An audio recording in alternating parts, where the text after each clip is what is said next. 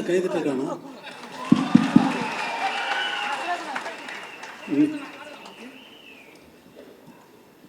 நீ கூப்பிட்டு வந்த ஆட்கள்லாம் தட்டுறோம். சரியா வேலை செய்யலை பார்த்தியா?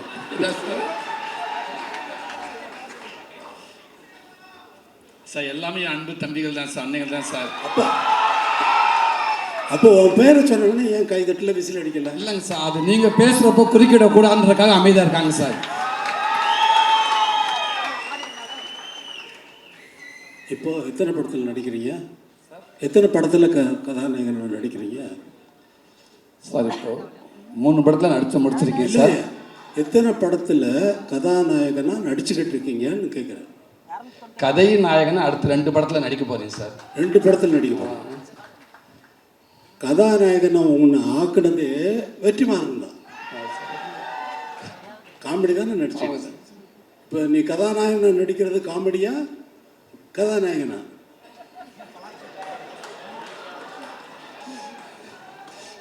சும்மா சார், இதுவும் பதிவு தான் சார், வாழ்நாள் மறக்க முடியாத பதிவு தான் சார். இப்போ எல்லா படத்தினுடைய ஆடியோ ரிலீஸ் மாதிரி இந்த படத்தினுடைய நடக்கலை. சும்மா பேரை சொன்ன உடனே நிறைய கைத்தட்டுவாங்கன்னு நான் முதல்ல நான் வந்த உடனே எனக்கு கைத்தட்டுவாங்கன்னு பார்த்தேன் பட்னில். சரி சூரி பேரை சொல்லிடலாம், அதனால் கைத்தட்டுவாங்களான்னு நினச்சி சொன்னேன். கைத்தட்டலை. அதனால தான் ஒன்று கூப்பிட்டு அது நீங்கள் இருக்கேன்றாங்க சார். சார் எனக்கு எவ்வளோ எங்கேருந்து எனக்கு உங்கள்கிட்ட ஒர்க் பண்ணுறப்ப இவ்வளோ ஒரு பாக்கியம் கிடச்சி இவ்வளோ பரவாயில்ல சந்தோஷமாக இருக்கணும். என் இடத்துல அத்தனை பேர் இருக்காங்க, அதனால் அவங்களுக்கு அதே சந்தோஷம் தான் சார். உங்ககிட்ட நான் ஒர்க் பண்ணுறதில்ல. ரொம்ப நன்றி சார். நன்றி. Thank you sir. இப்போ எல்லா படத்தினுடைய ஆடியோ ரிலீஸ் ஃபங்க்ஷன் மாதிரி இங்கே நடக்கலை.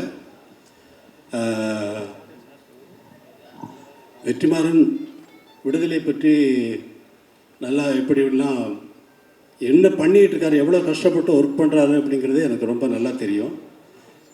எவ்வளவு டைம் எடுத்தாலும் இது ஒரு கற்பனையை உருவாக்குறதுங்கிறது. இப்போ நான் ஒரு பாட்டு போடுறேன்னா அந்த பாட்டு அதுக்கு முன்னாடி அங்கே இல்லை.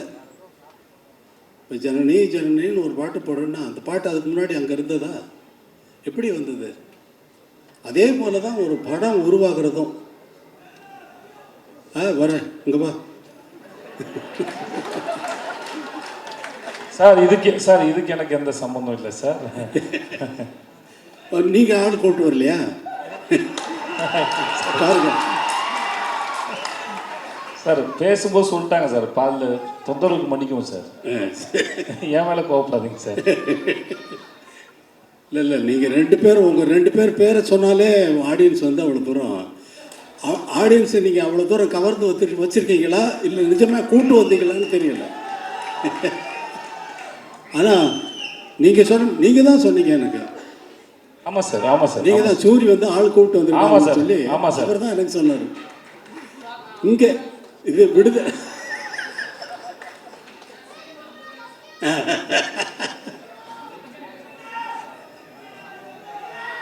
ரொம்ப சொன்னேன். தினமோ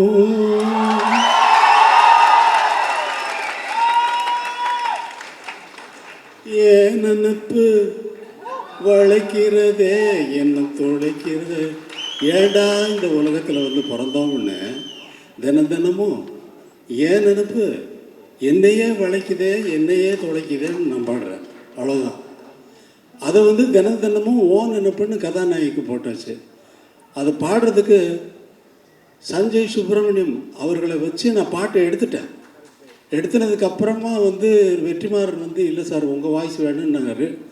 அப்புறம் அவருக்குன்னு ஒரு பாட்டு மனசில் ஒரு மாதிரியாக இருக்குது அப்படின்னு சொல்லி பாட்டேன்.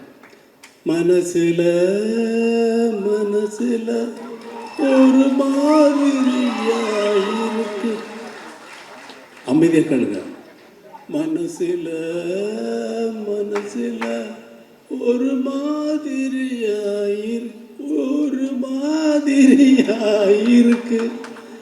அப்படின்னு அவரை பாட வைக்கிறதுக்கு அவர் சொல்லி அவர் எவ்வளோ பெரிய ஆள் தெரியுமா? அவர் கர்நாடக மியூசிக்கில் ரொம்ப அத்தனை பெரிய வித்வான்கள்கிட்டையும் இருந்து அவங்க மாதிரியே பாடக்கூடியவர். அவங்ககிட்ட இருந்து என்னென்ன கற்றுக்கிட்டாருங்கிறத அவர் சொன்னார்னா நான் வந்து அவர் நாள் முழுக்க கேட்டுகிட்டே இருக்கலாம். அப்படிப்பட்ட ஒரு சங்கீத வித்வான் அவர். அவரை கூப்பிட்டு சினிமாவில் பாட வச்சுட்டேன். இங்கே கூப்பிட்டு இழுத்து பிடிச்சி இங்கே வாங்க, இங்கே வந்து பாடுங்கன்னு சொல்லி. அவர் ரொம்ப நன்றி சஞ்சய் சுப்பிரமணியன். அதே மாதிரியா வேறு என்ன பேசுகிறதுன்னு தெரியல. இந்த விடுதலையை வந்து உங்களை மாதிரியே நான் ரொம்ப ஆவலோடு எதிர்பார்த்துக்கிட்டு இருக்கேன். ஏன்னா நான் தான் முதல்ல பார்ப்பேன். எனக்கு அப்புறம் தான் நீங்கள்லாம் பார்க்க முடியும். நான் தானே முதல் ரசிகன், எனக்கு தானே முதல்ல போட்டு காட்டுறீங்க. இப்போ நீங்களே பார்க்குறதுக்காக படம் எடுக்கிறீங்க இல்லை, எல்லாரும் பார்க்குறதுக்கு தான் படம் எடுத்துருக்காரு. இந்த படத்தை ரொம்ப ஆவலோடு எதிர்பார்த்துக்கிறேன். எல்லாரும் எதிர்பார்க்கறது வந்து ஃபஸ்ட்டு பார்ட்டை நினச்சிக்கிட்டு செகண்ட் பார்ட்டில் இப்படி தான் வரும்னு எதிர்பார்க்காதீங்க. அவர் வேறு ரூட்டில் ட்ராவல் பண்ணுறாரு. அது நான் ஒரு மாதிரி இமேஜின் பண்ணிவிட்டு நான் என்னென்னமோ பேத்திக்கிட்டு இருந்தேன் அவரோட ரொம்ப. இப்போ ஆனால் அதெல்லாம் மீறி வந்து ஒரு நல்ல ஒரு வெற்றி படமாக வந்து இதை வந்து ஆக்கணும். இந்த படம் வந்து நல்ல வெற்றி அடையணும். ஏன்னா அவ்வளவு உழைப்பு இருக்குது. இவ்வளோ பேர் நல்லா உழைச்சிருக்காங்க. ராஜீவ் மேனன் சாரை பார்த்தா அவர் யாருன்னு கேட்டேன். நான் எனக்கு தெரியாது, நான் பார்த்ததில்லை. கேரட் யார் அவர் சார்? ராஜீவ் மேனன் சார். யார் இந்த கேமரா பண்ணுவார்? அவர் ஆமாம் அவர் தான். என்ன சார்? அதே மாதிரி சேத்தன் இந்த ரொம்ப அவர் செகண்ட் பார்ட்டில் இவர் நான் எதை பார்த்து ரொம்ப பாராட்டணுன்னோ அதெல்லாம் வெற்றிமாறன் கட் பண்ணிட்டார். அவரை கூப்பிட்டு ஸ்டுடியோவில் வச்சுட்டு அவங்க ஃபேமிலி எல்லாமே வந்து அவரை ரொம்ப பாராட்டினேன். அவ்வளோ தூரம் ரொம்ப நல்லா நடிச்சிருக்கீங்க அப்படின்னு சொல்லி பாராட்டினா சார் எனக்கு இது லைஃப்பில் இது ரொம்ப பெரிய விஷயம் சார் அப்படின்னாரு. ஆனால் அதெல்லாம் நான் வந்து எதிர்பார்த்து பார்த்து அதெல்லாம் கட் பண்ணிட்டார் வெற்றிமாறன். ஆனால் அவர் தானே டைரக்டர், அவர் டிசைட் பண்ணுறாரு. அவர் டிசைட் பண்ணுறது தான் நம்ம படமாக பார்க்குறோம். இந்த ஒரு படத்தை உருவாக்குறது ஒரு ரொம்ப கஷ்டமான விஷயம். ஒரு டியூனை உருவாக்குறது அதே போல். டியூன் வந்து எனக்கு வந்து எப்பொழுதுமே என்ன இருக்கும்னா, ஒரு டைரக்டர் ஒரு படம் ஒர்க் பண்ணுறேன்னா மைண்டு உள்ளே வந்து ஒரு சிச்சுவேஷன் சொன்னாங்கன்னா உள்ளே வந்து பிளாங்க் ஆகிடும், எம்டியாக இருக்கும், ஒரு கற்பனையும் இருக்காது. ஆரம்பித்தாச்சுன்னா அது பாட்டுக்கு வந்துக்கிட்டே இருக்கும். ஒரு டைரக்டர் வந்து ஒரு படம் நான் தெலுங்கில் ஒர்க் பண்ணுறேன்.